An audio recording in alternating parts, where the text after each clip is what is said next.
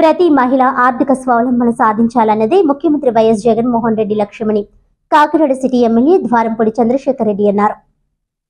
కాకినాడలోని Jagannathapuram Rajiv Gruhakalpa Muslim community hall ప్రాంతాల్లో YSR ఆసరా చెక్కుల పంపిణీ కార్యక్రమంలో ఎమ్మెల్యే ముఖ్య అతిథిగా పాల్గొన్నారు. ఈ సందర్భంగా ఆయా డివిజన్లకు సంబంధించిన మెగా చెక్కును పంపిణీ చేశారు. స్వయం సహాయక సంఘాల సభ్యుల సమక్షంలో సీఎం చిత్రపటానికి క్షీరాభిషేకం చేశారు. ఈ సందర్భంగా ఎమ్మెల్యే ద్వారంపూడి మాట్లాడుతూ మహిళల డ్వాక్రా రుణాలు రద్దు చేస్తామని 2014లో అప్పటి టీడీపీ ప్రభుత్వం హామీ ఇచ్చి ఆ తరువాత అమలు చేయలేదని అన్నారు.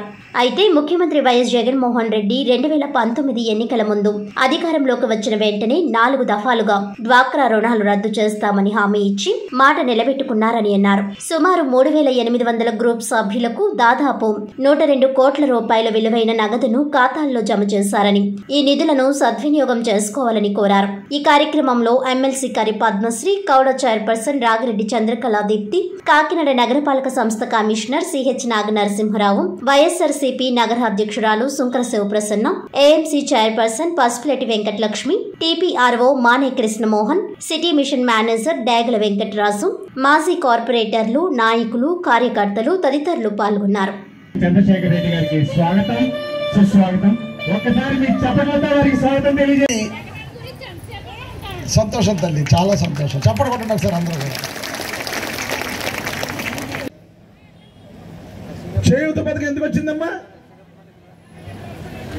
సారీ, ఎన్ని గంటలకు వచ్చారు తల్లి? గంట అయిందా? వచ్చింది. కష్టంలో ఫీజు రీయింబర్స్మెంట్ వచ్చింది, కష్టంలో అమ్మఒడి వచ్చింది. అంటే కష్టాల్లో వచ్చిన 5 డివిజన్ సంబంధించి 400 చిల్లర గ్రూపులు మహిళలు ఇక్కడ సమావేశం అవడం జరిగింది. మీరు నమ్మి జగన్మోహన్ రెడ్డి ఓట్లు వేసి గెలిపిస్తే ఏప్రిల్ 11, 2019 ఏప్రిల్ 11, 2019 ఏ డేట్ అంటే అమ్మా, ఆ రోజు మీరు జగన్ గారు ఓటేసిన రోజు అది. ఎప్పుడైతే నా అక్క చెల్లెమ్మలకు నన్ను గెలవాలని 2019లో ఏప్రిల్ 11 ఓటేశారో, ఆ ఓటేసిన రోజు నుంచి ఏదైతే సంఘాలు, మహిళా పొదుపు సంఘాలు ఉన్నాయో ఆ సంఘాల యొక్క రుణాన్ని జగన్మోహన్ రెడ్డి గుండెలోకి తీసుకుని అప్పటి నుంచి దానికి వడ్డీ ఆయన కడుతూ 4 విడతలుగా నేను మా అక్క చెల్లెమ్మల రుణాలు తీరుస్తాను అని చెప్పి 3 విడతలు ఆల్రెడీ మీకు ఇచ్చేసి 4వ విడత మాట ప్రకారం ఏదైతే జగన్మోహన్ రెడ్డి చెప్పారో ఆ మాట ప్రకారం 4వ విడత డబ్బులు మనకి పడే సందర్భంగా ఈరోజు మనం మీటింగ్ పెట్టుకున్నాం. పథకాలని మాఫీ చేస్తానని చెప్పి మాట ప్రకారం జగన్మోహన్ రెడ్డి నిలబడ్డాడు. అదేవిధంగా మనం ఒకటో ఇంకోటి చూసాం, 2000 రూపాయలు ఏదైతే పెన్షన్లు వస్తున్నాయో ఆ 2000 రూపాయలని నన్ను గెలిపించండి 3000 చేస్తానని చెప్పి మొన్న జనవరి 1వ తారీఖున అందరికీ కూడా మన ఇంట్లో వృద్ధులకు, వితంతులకు, వికలాంగులకు అందరికి కూడా 3000 రూపాయలు చేసి మొన్న 1వ తారీఖున 2000 చేసి మాట మీద నిలబడ్డాడు మన జగన్మోహన్ రెడ్డి గారు. ఇక్కడ చాలా మంది ఉన్నారు కదా తల్లి, మీ కుటుంబ సభ్యులకి, మీ ఇంట్లో మీ అత్తగారు కానీ మా అమ్మగారు కానీ, మీ ఇంట్లో తల్లిదండ్రులకు కానీ ఎవరికైతే పెన్షన్ వస్తుందో ఒకసారి చేతులు ఎత్తండి అమ్మా. మీ ఇంట్లో ఎవరికి వచ్చింది? ఇక్కడ వాళ్ళు పెన్షన్ కూడా మాట ప్రకారం జగన్మోహన్ రెడ్డి చేశాడా లేదా? మీ ఇంట్లో వాళ్ళకి 2000 రూపాయలు ఇస్తున్న పెన్షన్ని 3000 చేశాడా లేదా మాట ప్రకారం? వైఎస్ఆర్ ఆసరా ఏదైతే 4 విడతలుగా కడతానన్నది ఈరోజు 4వ విడత ఇస్తున్నాడు కదా.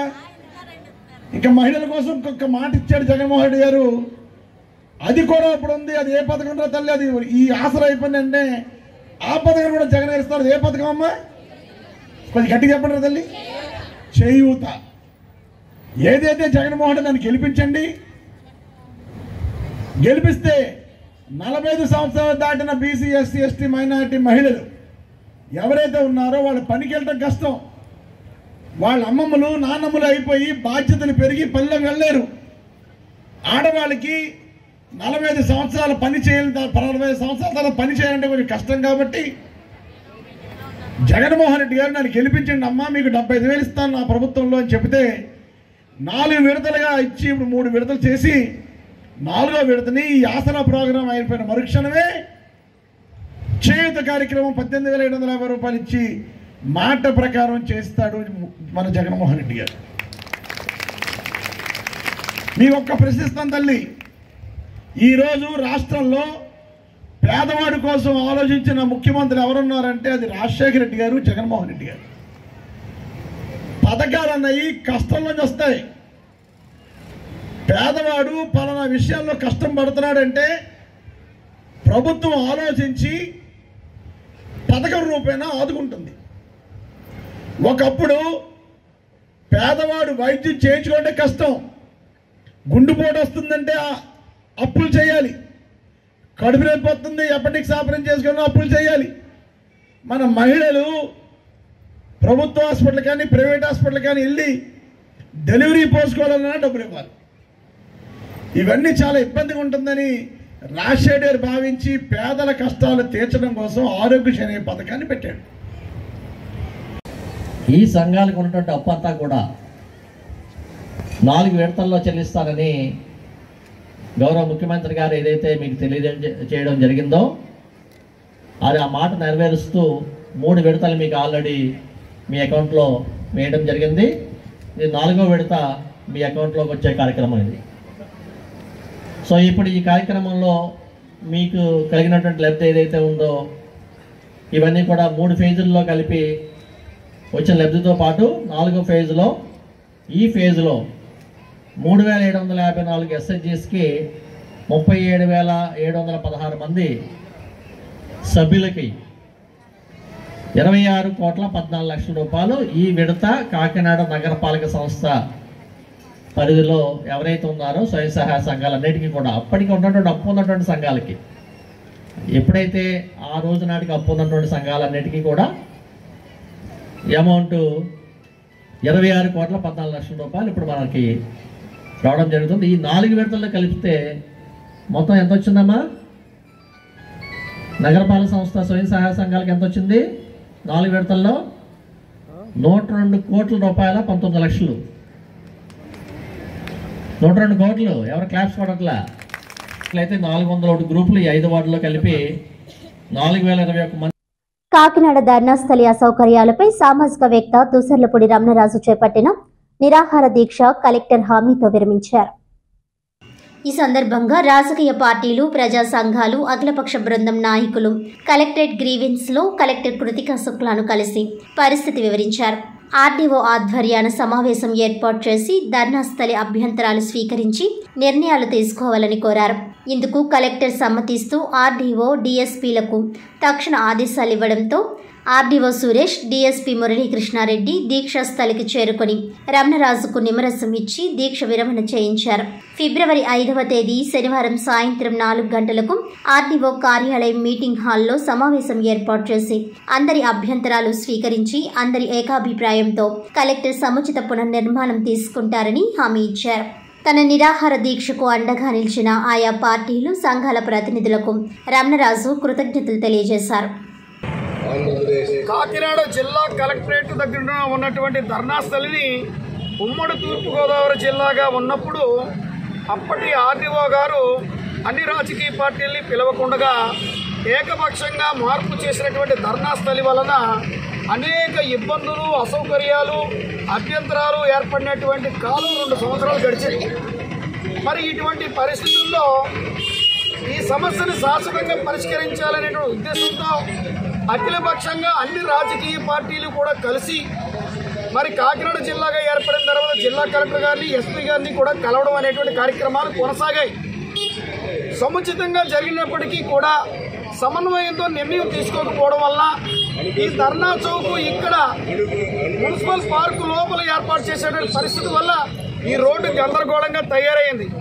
కాబట్టి రాజకీయ పార్టీల అభ్యంతరాలు మీరు తీసుకుని కలెక్టర్ గారు, ఎస్పీ గారు సమన్వయంతో సముచితంగా ఈ ధర్నాస్థలిని ప్రజా ప్రయోజనార్థంగా ఏర్పాటు చేయడానికి శాశ్వత నిర్ణయం తీసుకోవాలనే ఉద్దేశంతో అన్ని రాజకీయ పార్టీల యొక్క మద్దతుతో ఇక్కడ 4 రోజులుగా నిరాహార దీక్ష చేసినటువంటి క్రమంలో ఈ రోజున అఖిలపక్షం డెలిగేట్ బృందం కలెక్టర్ గారిని కలిసి నేరుగా విన్నవించిన తర్వాత ఆమె ఎస్పీ గారితో మాట్లాడి ఇక్కడికి ఆర్డీఓ కిషోర్ గారిని, డీఎస్పీ మురళీకృష్ణారెడ్డి గారిని పంపించి 4వ తేదీన సాయంత్రం 5 గంటలకి 5వ తేదీన సాయంత్రం 4 గంటలకి అఖిలపక్షంతో సమావేశం ఏర్పాటు చేసి అన్ని రాజకీయ పార్టీల నుంచి అభ్యంతరాలు, సలహాలు, సూచనలు స్వీకరించి కలెక్టర్ గారు, ఎస్పీ గారు సమన్వయంతో ఒక సముచిత నిర్ణయాన్ని ధర్నా స్థలి ఏర్పాటు విషయమై తీసుకోవడం జరుగుతుందని హామీ ఇస్తూ వారి నిమ్మరసం ఇచ్చి దీక్ష విరమింపజేశారు. వారికి కృతజ్ఞతలు తెలియజేసుకుంటూ ఈ దీక్ష విరమణ చేయడం జరుగుతోంది. ఈ కార్యక్రమంలో CPM, CPI, TDP, BJP, Congress, Aam Aadmi, Mala Mahanadu, Madiga Dandora, అదేవిధంగా రాష్ట్ర పెన్షనర్స్ అసోసియేషన్, జనసేన, అదేవిధంగా ప్రజా సంఘాలు, పౌర సంఘాలు, బిఎస్పీ, ఆర్పిఐ, అన్ని వామపక్ష పార్టీలు కూడా ఈ దీక్షా శిబిరం దగ్గరికి రావడం జరిగింది. కలెక్టర్ గారికి అందరికీ కూడా వినతి పత్రాలు ఇవ్వడం జరిగింది. వారందరికీ కూడా మన కాకినాడ నగర ప్రజలందరి తరఫున కృతజ్ఞత అంజలి ఘటిస్తున్నాం. కాకినాడ జిల్లా ప్రత్తిపాడు నియోజకవర్గం ఏలేశ్వరంలో ఈ నెల 31వ తేదీన జరగబోయే ఏలేశ్వరం మండల జయహో బీసీ కార్యక్రమాన్ని విజయవంతం చేయాలని మండల బీసీ నాయకులు పిలుపునిచ్చారు. ఈ సందర్భంగా మూది నారాయణ స్వామి మీడియాతో మాట్లాడుతూ తెలుగుదేశం పార్టీ అధినేత నారా చంద్రబాబు నాయుడు ఆదేశాల మేరకు నియోజకవర్గ ఇన్ఛార్జ్ వరుపుల సత్యప్రభారాజు ఆధ్వర్యంలో జయహో బీసీ కార్యక్రమం జరుగుతుందని తెలిపారు. సీఎం జగన్మోహన్ రెడ్డి బీసీలకి తీరని అన్యాయం చేశారని, తెలుగుదేశం ప్రభుత్వంలో అయితే బీసీలకి అనేక సంక్షేమ పథకాలు అమలయ్యేవని, బీసీలందరూ టీడీపీ ప్రభుత్వం రావాలని కోరుకుంటున్నట్లు ఆయన తెలిపారు. ఏలేశ్వరం నగర పంచాయతీతో పాటు మండల పరిధిలో ఉన్న బీసీ సోదరులందరూ ఈ సమావేశానికి హాజరవ్వాలని కోరారు.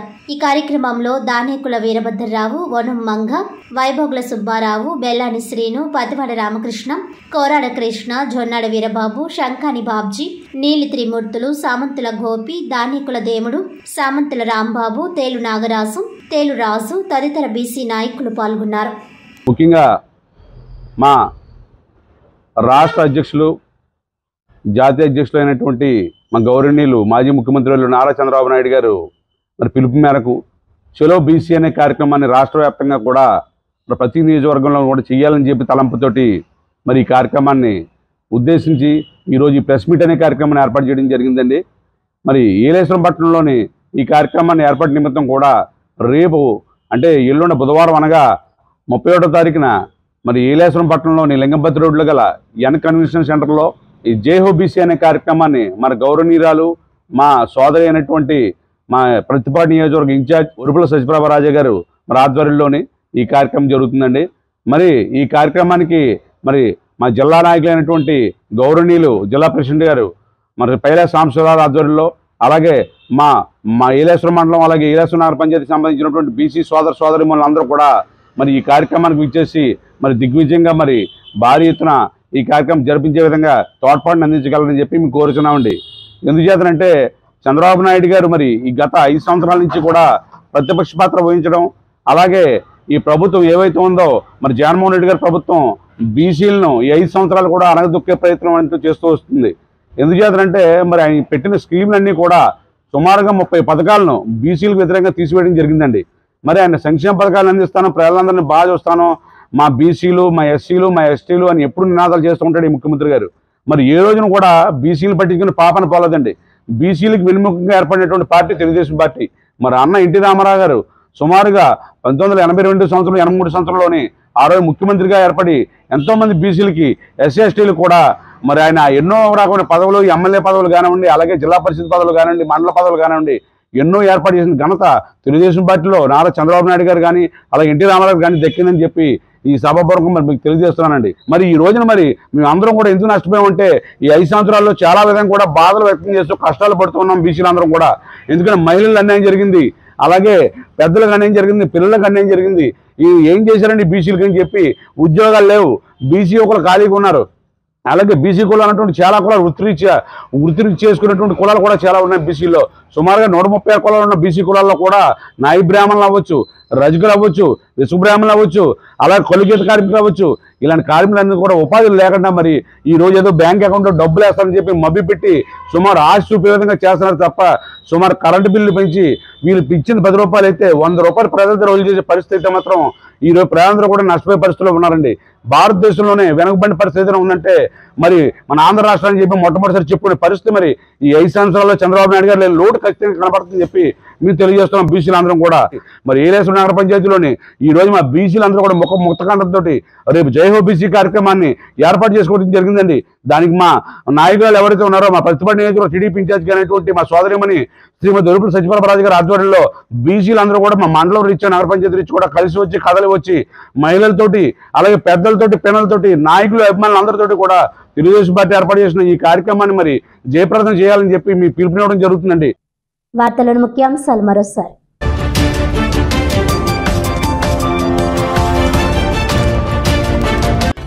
జగనన్నకు చెబుదాం స్పందన కార్యక్రమంలో అందిన అర్జీలకు తక్షణమే పరిష్కారం అందించండి. అధికారులను ఆదేశించిన జిల్లా కలెక్టర్ డాక్టర్ కృతికా శుక్లా.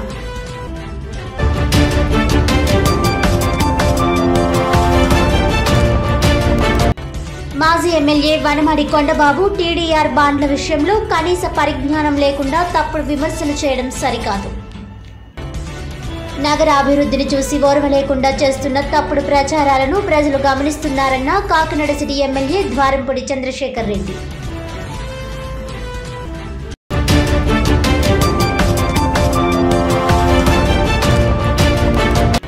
ప్రతి మహిళ ఆర్థిక స్వావలంబన సాధించాలన్నదే ముఖ్యమంత్రి వైఎస్ జగన్మోహన్ రెడ్డి లక్ష్యం. వైఎస్ఆర్ ఆసరా చెక్కుల పంపిణీ కార్యక్రమంలో కాకినాడ సిటీ ఎమ్మెల్యే ద్వారంపూడి చంద్రశేఖర్ రెడ్డి.